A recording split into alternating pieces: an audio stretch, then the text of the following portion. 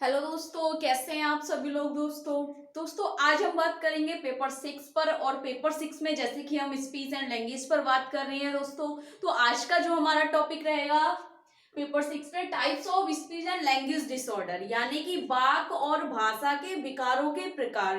कितने प्रकार के भाषा विकार होते हैं, इन पर बात करेंगे दोस्तों जैसा कि हम जानते हैं, हमारे विशेष आवश्यकता वाले बच्चों के साथ हमें भाषा संबंधी समस्याएं देखने को मिलती हैं। उनके अंदर निम्नलिखित प्रकार के हमें जो भाषा संबंधित समस्याएं हैं, जो उनके डिसऑर्डर्स हैं, वो कौन कौन से हैं, जैसे कि receptive language disorder, expressive language disorder, resonance language disorder, influx language disorder, aphasia language disorder. यानी कि ये कुछ निम्नलिखित प्रकारों के हमें भाषा विकार देखने को मिलते हैं बच्चों के साथ।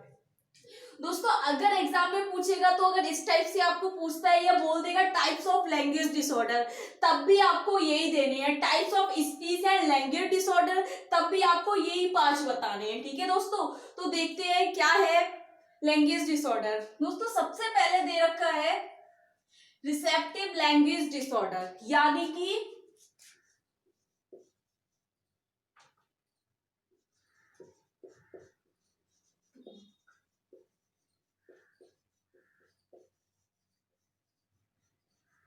गणात्मक भाषा विकार। रिसेप्टिव लैंग्वेज डिसऑर्डर क्या है दोस्तों? गणनात्मक भाषा विकार, जिसको हम संग्राहक भाषा विकार भी बोलते हैं, यानी कि ग्रहण करना। संग्राहक भाषा विकार भी बोलते हैं हम गणनात्मक भाषा विकार को, रिसेप्टिव लैंग्वेज डिसऑर्डर।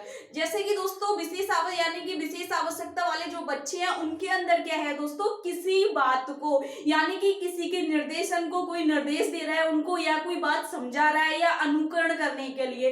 देखा जाए तो हमारे बच्चों के साथ रिसेप्टिव लैंग्वेज डिसऑर्डर का बहुत ज्यादा होता है कि वह क्या करते हैं दोस्तों, परसीव नहीं कर पाते हैं, यानी कि वह ग्रहण करने में उन्हें समस्या होती है। समझने के साथ साथ ग्रहण करने में जो समस्या होती है, वह रिसेप्टिव लैंग्वेज डिसऑर्डर कहलाता है दोस्तों। इसमें क्या होता है कि बच्चे क्या करते हैं कि किसी भी निर्देश को पहले तो वे समझ नहीं पाते हैं, अगर समझ लेते हैं तो ग्रहण नहीं कर पाते हैं, उस चीज को परसीव नहीं कर पाते हैं, और कुछ समय बाद वे भूल जाते हैं कि क्या कहा था क्या नहीं कहा था। इसके कारण वे किसी भी निर्देश का जवाब नहीं दे पाते, यानी कि किसी पीछे पूछे हुए प्रश्न का उत्तर नहीं दे पाते हैं। तो उनके साथ क्या समस्या होती है, गणनात्मक भाषा विकार होता है, जिसके कारण वे किसी बात को समझ नहीं पाते हैं, ग्रहण नहीं कर पाते हैं, और उसके बाद वे एक्सप्रेस नहीं कर पाते हैं उस चीज को। उसके बाद है दोस्तों एक्सप्रेसिव लैंग्वेज डिसऑर्डर, यानी कि अभिव्यक्ति भाषा विकार। अभिव्यक्ति भाषा विकार दोस्तों, अभिव्यक्ति क्या है, मौखिक रूप से अपने भाव या विचारों को बताना, अभिव्यक्ति भाषा कहलाती है। ठीक है, जैसे कि ये गणनात्मक भाषा थी और ये है अभिव्यक्ति भाषा विकार, यानी कि मौखिक रूप से।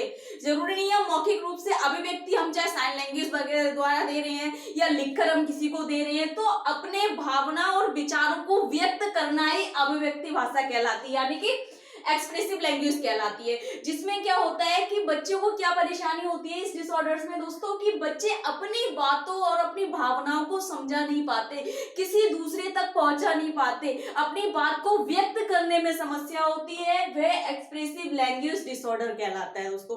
अब क्या होता है ना, कभी कभी अगर बच्चा कोशिश भी करता है तो सामने वाला व्यक्ति उनकी बातों को नहीं समझ पाता है। वे क्या करते हैं कि उसके चक्कर में क्या हो जाता है कि वे किसी बात को कहने से पहले कुछ और कह देते हैं, क्योंकि उन्होंने ठीक प्रकार से मतलब उन्होंने परसीव नहीं किया, सुनी हुई बात को ठीक से ग्रहण नहीं कर पाए, और उसका क्या होगा कि वे ठीक से अभिव्यक्त नहीं कर पाते। अगर किसी व्यक्ति ने कोई प्रश्न पूछा या कुछ कहा, आपका नाम क्या है, अब बच्चा भूल गया, लेकिन बच्चा क्या है, मुझे भूख लग रही है, इसका मतलब जो बात उससे कही गई उसने वह ठीक प्रकार से नहीं सुनी और उसने किसी दूसरी बात को अभिव्यक्त कर दिया। तो क्या है, अभिव्यक्त यानी कि बच्चों को अपने भावना को व्यक्त करने में समस्या होती है, एक्सप्रेसिव लैंग्वेज डिसऑर्डर कहलाता है दोस्तों। उसकी बात है दोस्तों resonance language disorder. Resonance language disorder क्या है दोस्तों, इसको बोलते हैं हम अनुनाद भाषा विकार। अनुनाद भाषा विकार क्या है दोस्तों, अनुनाद भाषा विकार, इसमें ऐसी स्थिति है जिसमें इस कंडीशन में क्या होता है दोस्तों, नाक, मुंह, गले में वायु के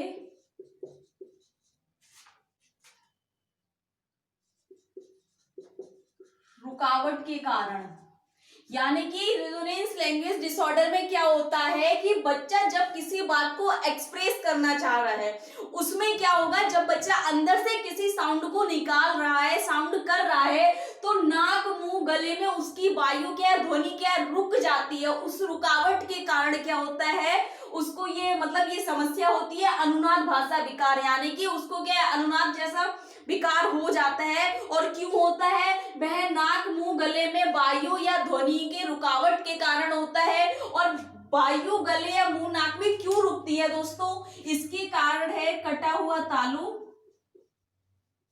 या फिर टॉन्सिल।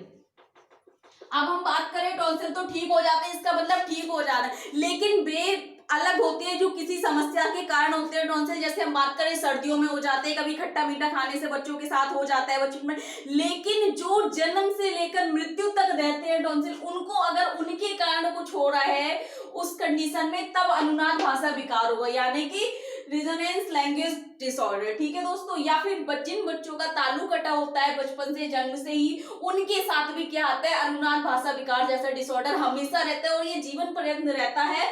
जिससे क्या होता है, नाक मुंह गले में वायु, यानी कि जो बच्चा साउंड कर रहा है, जो ध्वनि निकाल रहा है अंदर से, जिस शब्द का जो स्वर निकाल रहा है बच्चा, उसमें क्या होता है, वायु टकरा जाती है या रुक जाती है, जिसके कारण अनुनाद भाषा विकार होता है। ठीक है दोस्तों,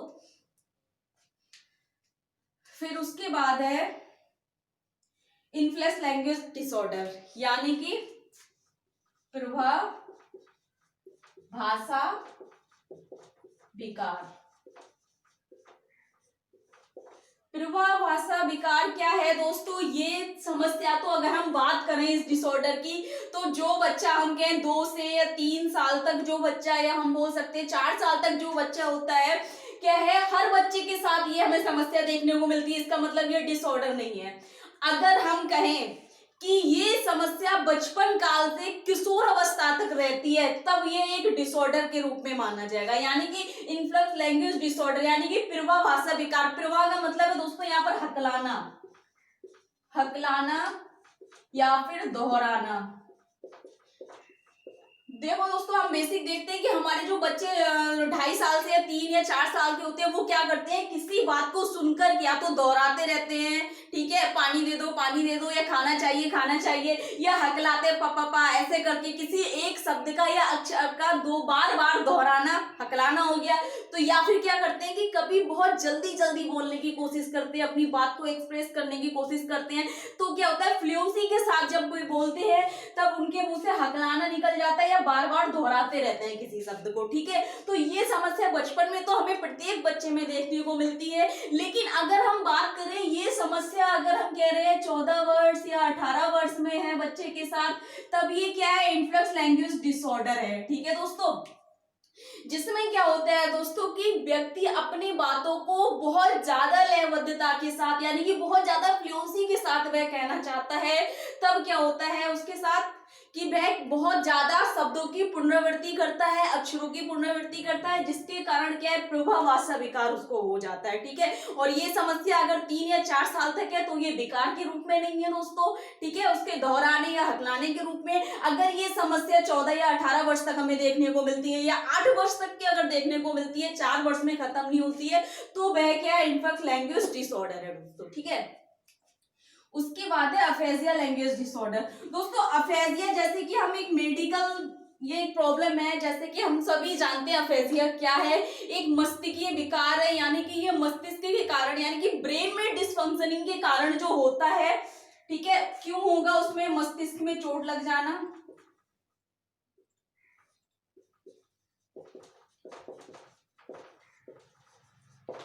ठीक है दोस्तों, चोट के कारण हो गया, या क्या अनडेवलप्ड ब्रेन हो गया, उसके कारण हो गया। ठीक है, अविकसित मस्तिष्कीय स्थिति है कि मस्तिष्क का पूर्ण विकास नहीं हो पाया। ठीक है, या मस्तिष्क में किसी प्रकार की कोई लकवा है। ठीक है, तो दोस्तों उन बच्चों के साथ हमें देखने को मिलता है अफेजिया लैंग्वेज डिसऑर्डर। इसमें क्या होता है दोस्तों कि बच्चे कुछ का कुछ बोलते हैं। ठीक है, जैसे पानी है तो पानी की जगह उनसे ना निकलेगा, ठीक है, या हम बोलेंगे कप, तो लिखेगा उनका कप की जगह कुछ पप। यानी कि किसी अक्षर या शब्द का क्या है, वो बोलते तो पूरा शब्द है, लेकिन अगर उनके मुंह से कुछ का कुछ निकलता है, जहां पर हमें अफ्रेजिया जैसे लक्षण देखने को मिलते हैं। दोस्तों अफ्रेजिया अगर हम बात करें विशेष आवश्यकता वाले बच्चों के साथ ही नहीं, ये कंडीशन हमें कभी कभी नॉर्मल बच्चों के साथ भी हमें देखने को मिलती है, क्योंकि जैसे हम बात करें एलडी यानी कि लर्निंग डिसेबिलिटी जो होती है जिन बच्चों को, ठीक है, अधिगम अक्षमता होती है, उन बच्चों के साथ हमें बहुत ज्यादा ये कंडीशन देखने को मिलती है दोस्तों, ठीक है। ये थे हमारे भाषा विकार यानी कि हमारे लैंग्वेज डिसऑर्डर। दोस्तों अगर इसमें से कोई एक भी पूछ लेता है एक नंबर में, तो अगर 2 नंबर में आएगा तो एक्सप्रेसिव लैंग्वेज डिसऑर्डर का कारण पूछ लेगा आपसे, या रेजोनेंस लैंग्वेज का डिसऑर्डर कारण पूछ लेगा कि क्या है, क्यों होता है, ठीक है दोस्तों। आपको अगर इसमें कुछ पूछना है तो पूछ सकते हैं। अगर आपको इसका नोट्स चाहिए तो मुझे कमेंट करें कमेंट बॉक्स में, ज्यादा से ज्यादा वीडियो लाइक करें, चैनल को सब्सक्राइब करें, बेल आइकन को प्रेस करें। Thank you so much.